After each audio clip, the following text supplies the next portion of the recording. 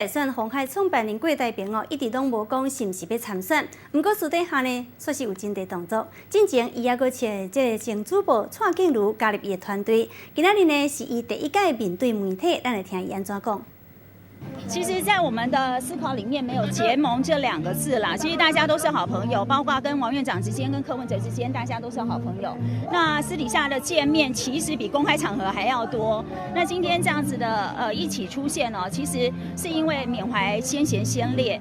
那823炮战对于郭先生来讲，对郭董来讲，它其实是蛮有重大的意义的。823炮战呢，它奠定了台海的稳定。 在郭先生的这个奋斗的历史当中，是一个蛮影响、蛮重要的一个历程。因为呢，当时郭先生他是空军哦，他抽中了金马奖，他在金门服役的，所以他是空军出身啊。然后呢，他那时候在金门服役的时候，常常会有听到一些炮击声什么的。对他来讲，其实在退伍之后，他就带领了鸿海集团往世界来前进。所以对郭先生来讲，这是一个奠定台海之间的和平，还有对台湾经济繁荣相当一场重要的战役。所以呢，我们收到市府邀请之后，我们就立马决定说要出席这场盛会了。 那柯市长刚刚有讲说走向共同的未来，会一起走向2020共同未来吗？对，我也觉得9月3号是怎么回事？昨天才听到这个日期怎么来的？我觉得大家联想力也很丰富，可能是因为今天是823炮战这样子的一个纪念活动，所以大家会联想到说93军人节可能是在93哦。但是呢，这个日期真的我们都完全没有听说。那昨天听到，其实真的也蛮吓一跳的。 有传出郭董事长要报备参选，跟韩国瑜留在党内竞争。好，我这个报备参选也是最近传出来的议题啊。那其实报备参选这件事情应该是国民党的家务事啦，坦白讲。那我们没有主控权。那对这个郭先生来讲，对创办人来说，他是希望说，国民党现在应该是已经开始思考，是不是有一股这个。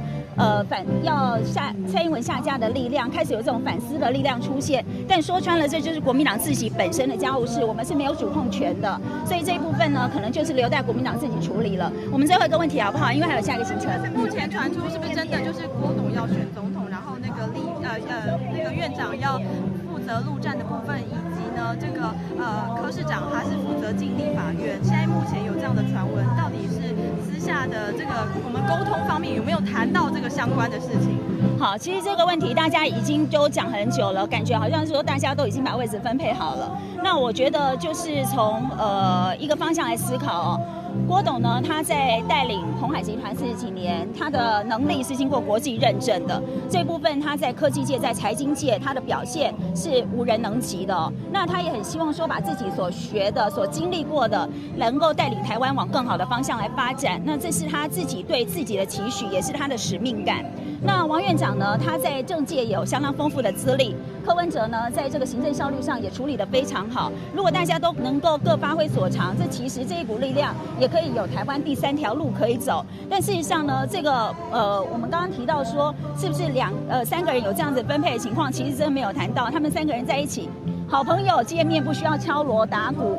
然后要谈的事情也很多，或许可以闲话家常，或许可以聊聊台湾的未来。那对于台湾未来的忧心，其实3个人共同都是有的。所以如果说在这个前提下，大家能够一起携手，那基本上呢，对于这个结盟这2个字眼来讲，其实都是多余的。郭董什么时候要跟吴主席碰面？